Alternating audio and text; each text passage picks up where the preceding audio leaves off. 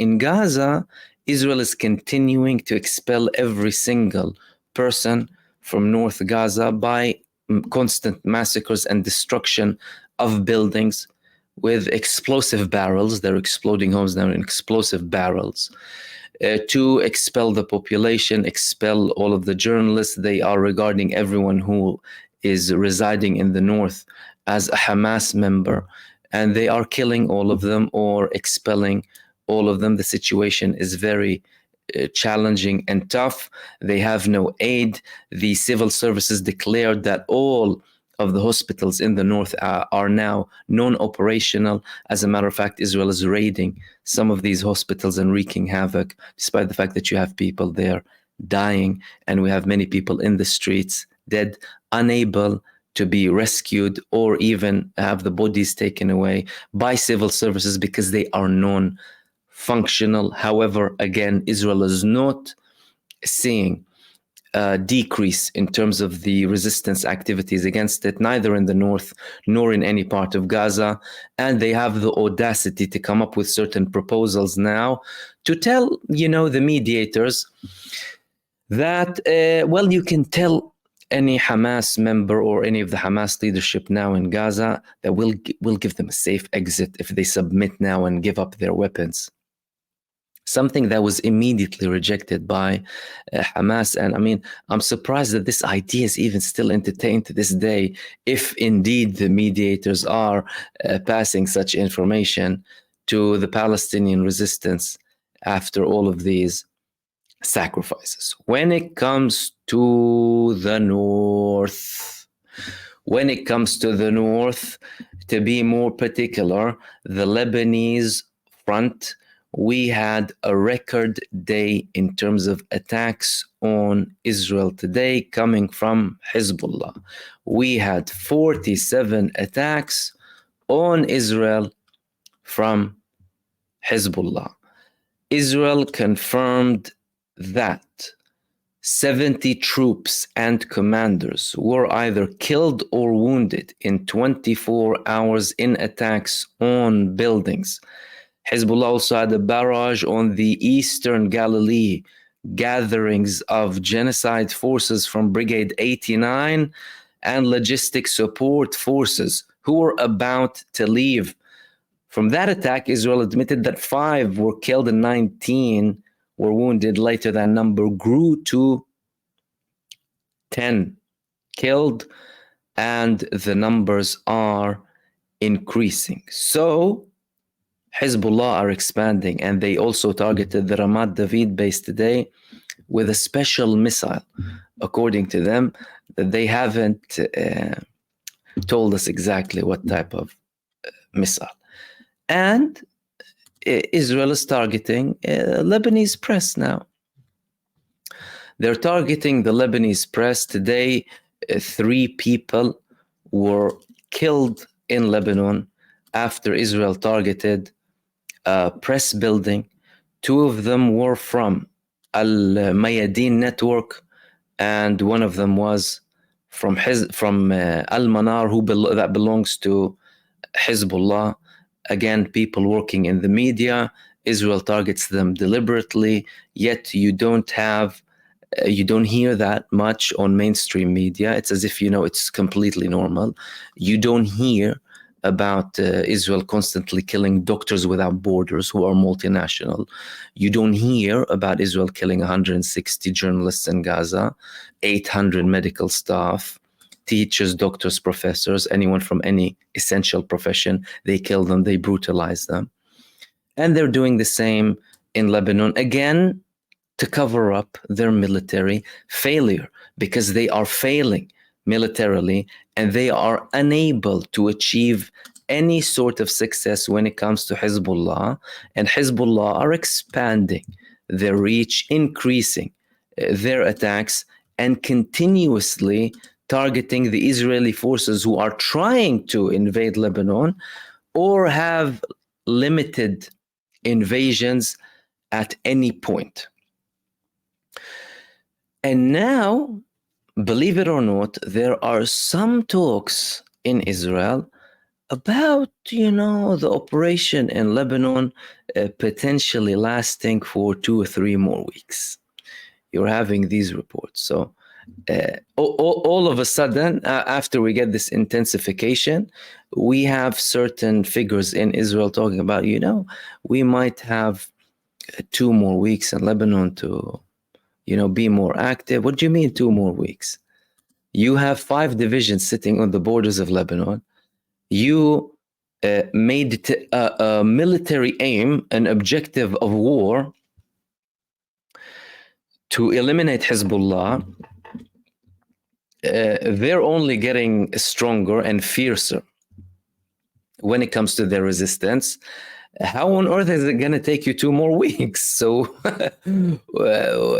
what are you doing exactly? Are you trying to fool people? Because, really, if you're trying to fool people, I'm not sure how many people would be fooled. If you're not, then your situation is really not that great. And although Amos Hochstein said that, he went there with the demands of Israel, the reports that we're hearing from the Lebanese side, in particular from Nabih Berri, the head of parliament who is in charge of the negotiations with the United States, he's saying that, no, we actually spoke to them about the implementation of UN Resolution 1701 and nothing more than that.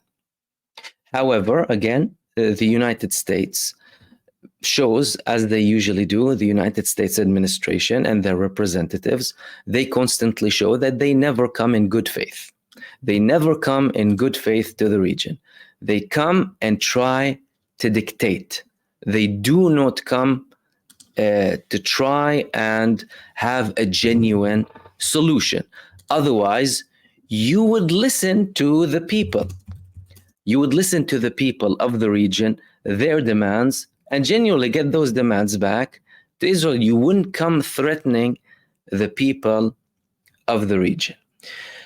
And the last thing that I wanted to share with you in this live stream is a report that we had on Sky News about the potential of Britain providing the ICC with details about war crimes committed in Gaza by Israel through the flights that the United Kingdom had to give Israel intel. You remember when we had these reports in Declassified and other websites about the UK having over 200 flights over Gaza to give intel to Israel to help free the hostages.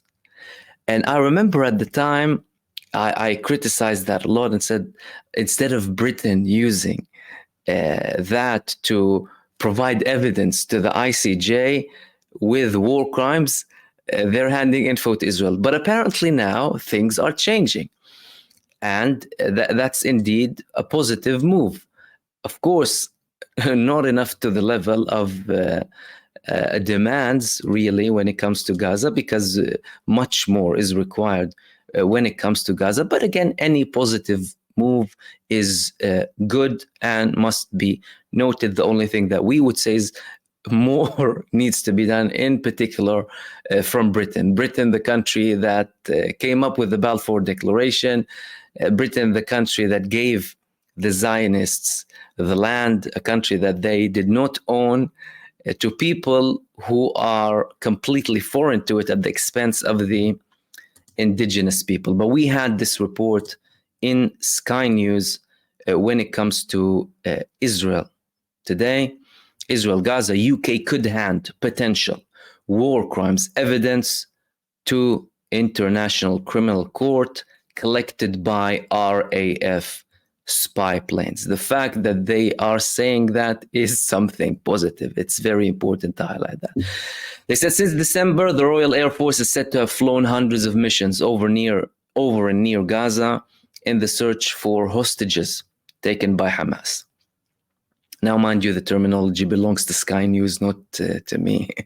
Evidence of potential war crimes collected by British spy planes operating over Gaza could be handed to the International Criminal Court, the UK has confirmed.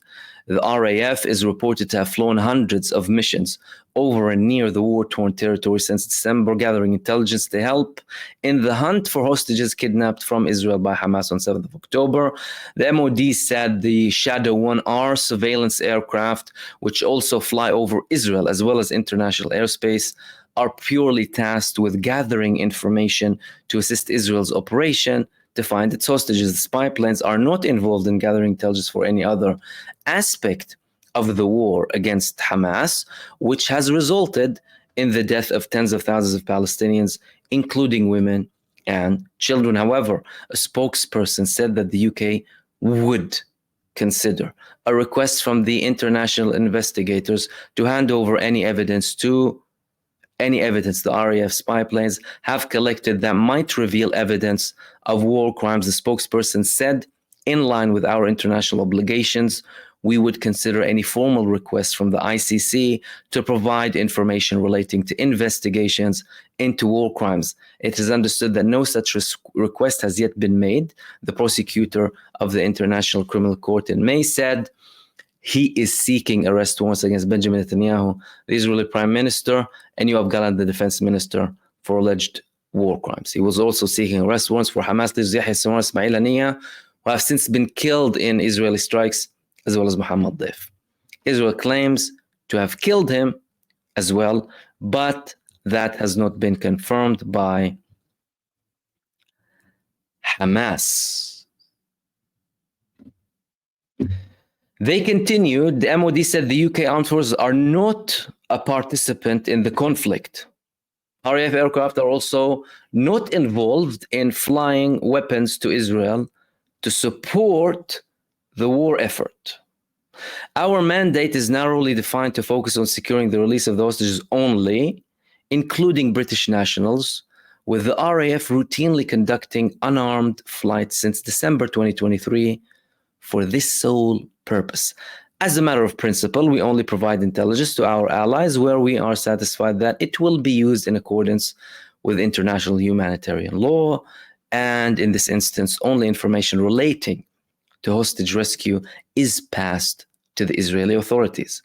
The UK Defense Journal website reported in June that data compiled by Stephen Watkins, a Canadian research consultant who tracks planes and ships, revealed that the Royal Air Force has conducted more than 250 intelligence, surveillance, and reconnaissance sorties near Gaza since 3rd of December 2023. And then they added that there was another report that they conducted over 600 flights. Okay, so we sense a notion that the United Kingdom officially is trying to distance itself from the situation. Now, the United Kingdom as an establishment can do that only to a certain extent, because Britain was involved in the formation of Israel, a massive contributor, and they constantly and regularly support Israel. However, there is a shift that is towards the right direction, but a shift that is nowhere near enough. Britain as an establishment should look at history, have a self-reflection moment about the crimes it had supported in Palestine and its continued recognition of the state of Israel and legitimization and whitewashing and the supporting of propaganda that is coming from the Zionists, and standing on the right side of history. However, any move towards the right direction is welcome, but of course, more is needed.